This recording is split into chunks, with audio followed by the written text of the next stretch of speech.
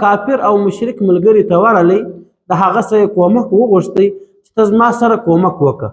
هغه کافر او مشرک ورته وویل چې تا ته خو په بیش او تقسیم کې 4,000 دیناره په لاس درله، تا هغه 4,000 دیناره څه کړه؟ د مؤمن مسلمان خپله قصه ورته وکړه چې ما هغه 4,000 دیناره د الله سبحانه وتعالی. الحمد لله رب العالمين والصلاة والسلام على أشرف الأنبياء والمرسلين، أما بعد. السلام عليكم ورحمة الله وبركاته. قدرمنو لیدونکو او اوریدونکو، نن موږ د دوو کسانو قصه کوو چې الله سبحانه وتعالی د دې قصه په سورة الصافات کې بیان کړې ده. دغه دوه کسان چې یو مؤمن و، مسلمان و، د الله سبحانه وتعالی پر ذات د هغه پر صفاتو یې ایمان درلودی، پر ورځ د آخرت یې ایمان درلودی، د الله سبحانه وتعالی پر دې قدرت یې ایمان درلودی چې الله سبحانه وتعالی موږ دوهم وار راژوندي کوي او بیا زموږ سره حساب او کتاب کوي. او دا بل ملګری مشرک او کافر و، نه د الله سبحانه وتعالی پر ذات ایمان درلودی، نه د هغه پر صفاتو ایمان درلودی، نه پر ورځ د آخرت ایمان درلودی. د دې مؤمن او مسلمان نوم یهودا او دا مشرک او کافر مطرس نومیدی. دوی دواړه په یو کاروبار کې سره شریکان وه. دوی دواړو یو شراکت او مشترک کاروبار کوي. دوی دواړو ته په دغه کاروبار کې 8,000 دیناره آمدن په لاس ورغلی. دوی 8,000 دیناره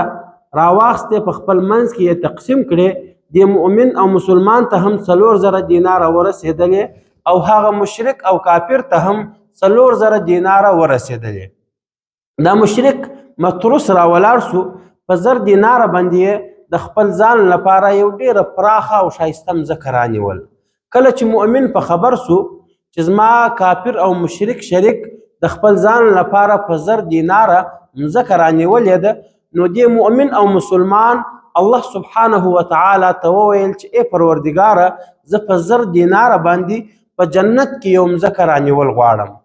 بیا دا مؤمن راولاړ سو، دغه 1,000 دیناره یې پر غریبانو باندې، پر فقیرانو او مسکینانو باندې تقسیم کړي. بیا هغه مشرک او کافر راولاړ سو، په 1,000 دیناره یې پر هغه مځکه باندې یو ښایسته ماڼۍ او محل جوړ کړي. کله چې مؤمن او مسلمان په خبر سو، هغه مؤمن او مسلمان راولاړ سو، الله سبحانه وتعالی ته یې وویل چې ای پروردګاره، زه په 1,000 دیناره باندې په جنت کې پر هغه مځکه یو محل او ماڼۍ جوړول غواړم. بیا یې 1,000 دیناره راواخیسته، پر غریبانو او مسکینانو او فقیرانو یې تقسیم کړي. بیا هغه مشرک او کافر راولاړ سو، په 1,000 دیناره باندې د یو ښایستې او حسینې ښځې سره واده وکړي او په هغه واده او نکاح کې 1,000 دیناره مصرف کړه. کله چې مؤمن خبر سو، هغه الله سبحانه وتعالی ته وویل چې ای پروردګاره، زه دا غواړم چې د جنت د ښځو سره، د جنت د حورو سره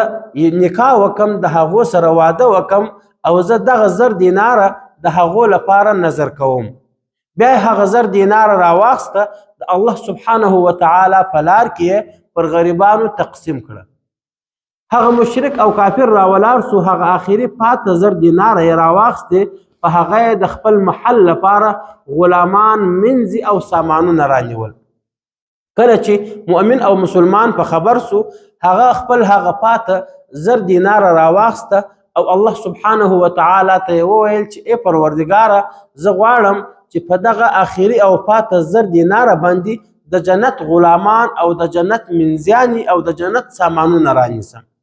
بیا یې هغه پاته 1,000 دیناره هم پر غریبانو او فقیرانو تقسیم کړي.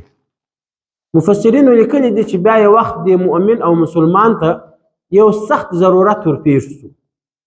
و هغه کافر او مشرک ملګري ته ورغلی، د هغه سره کومک وغوښتی چې ته زما سره کومک وکړه.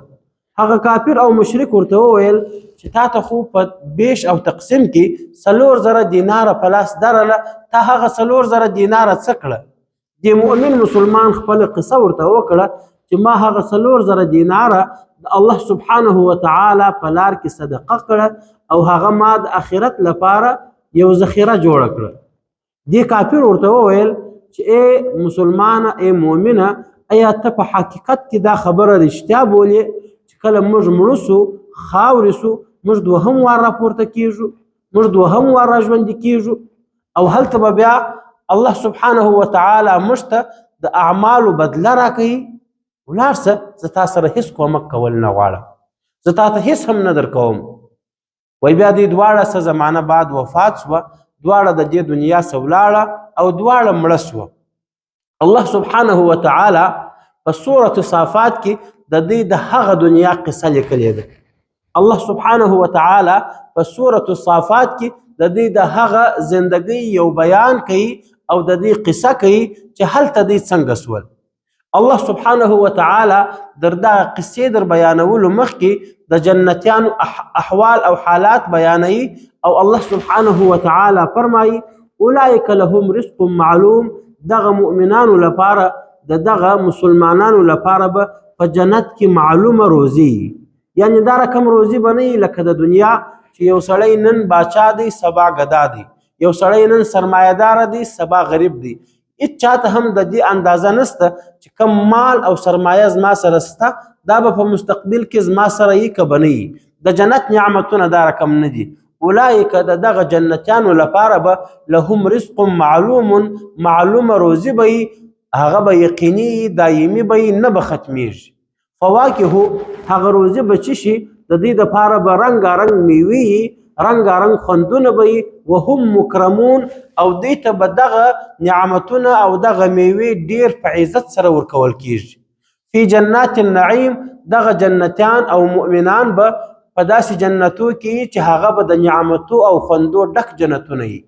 علی سرر متقابلین دا جنتیان به پر تختو او صفو باندې ناستي مخامخ به سره ناستي مجلسونه به کوي یطاف علیهم پر دا جنتیانو به راګرځي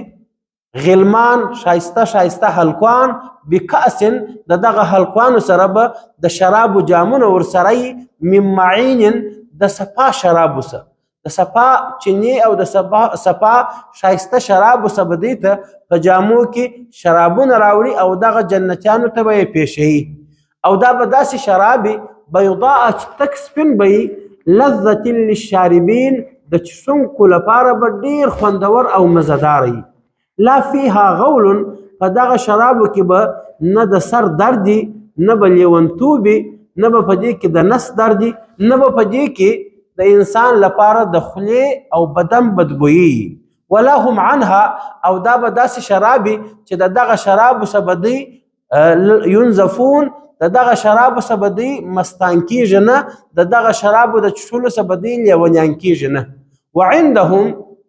او دغه جنتیانو سره به داسې حورې ورسره وي قاصرات الطرف چې د هغو سترګې به چټې وي هغه به لاندې ګوري هغه به د خپل خاوند ما سوا بل چاته نه ګوري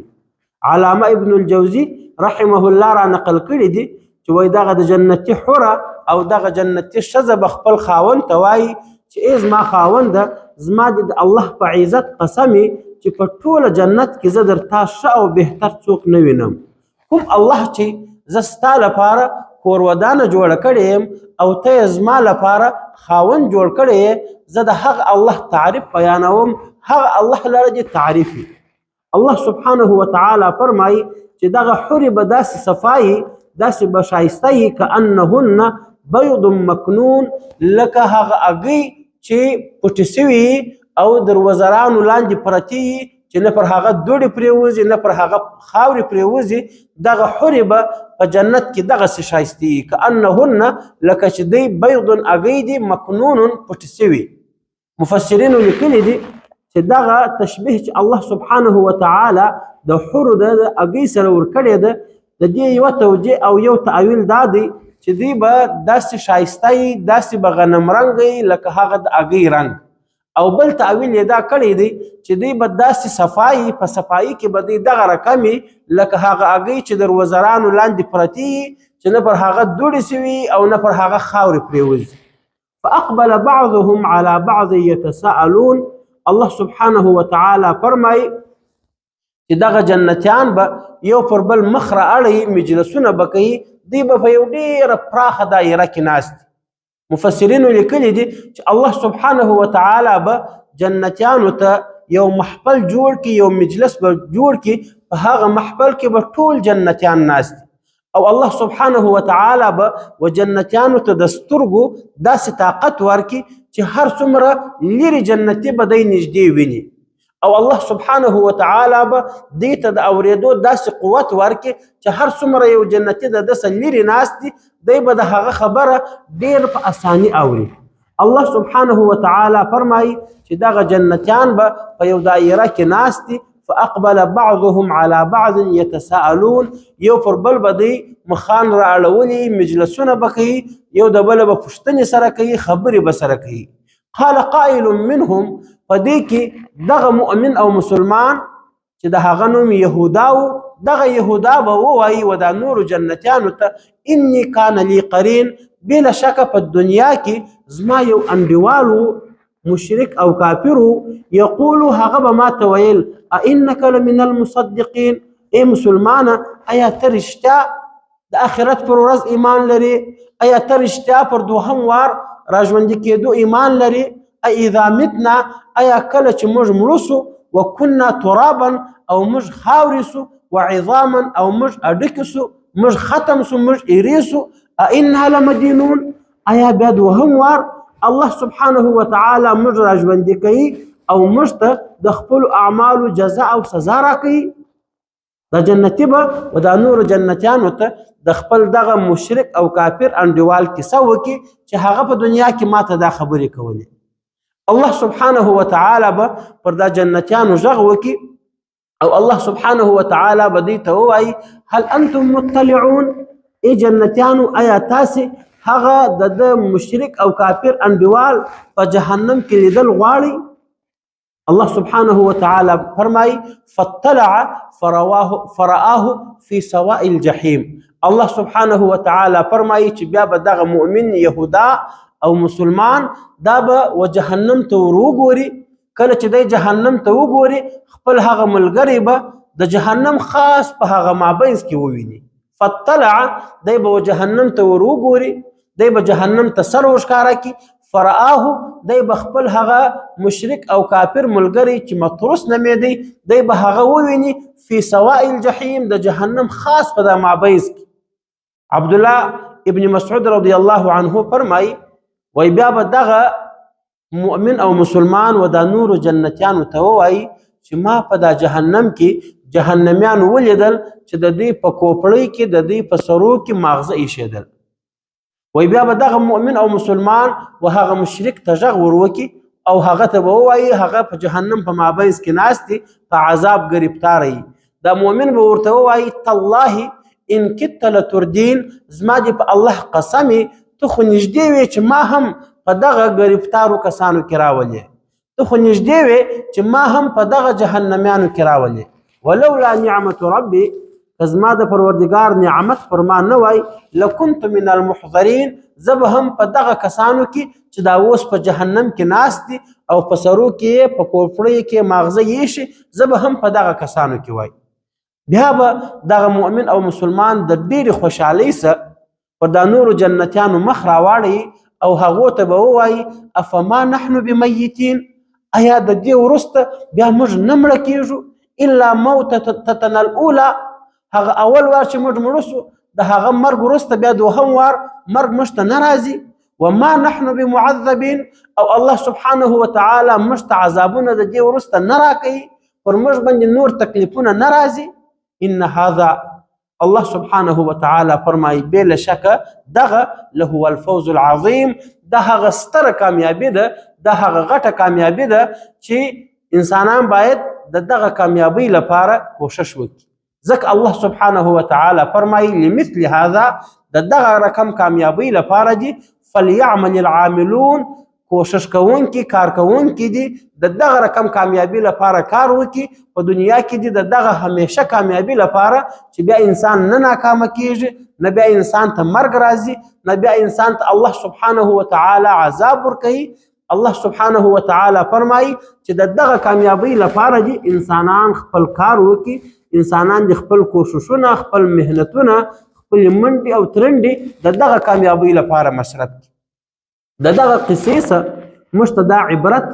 راځي او موږ ته دا درس حاصلیږي، موږ باید د دې څخه د عبرت او درس واخلو چې په دنیا کې چې موږ د چا سره ملګرتیا او انډیوالي کوو په هغه کې باید موږ ډیر احتیاط وکړو او دې ځای ته وګورو چې زما دغه کافر ملګری یا زما دغه فاسق او فاجر ملګری خو به ما د جهنم خواته نه بیایي.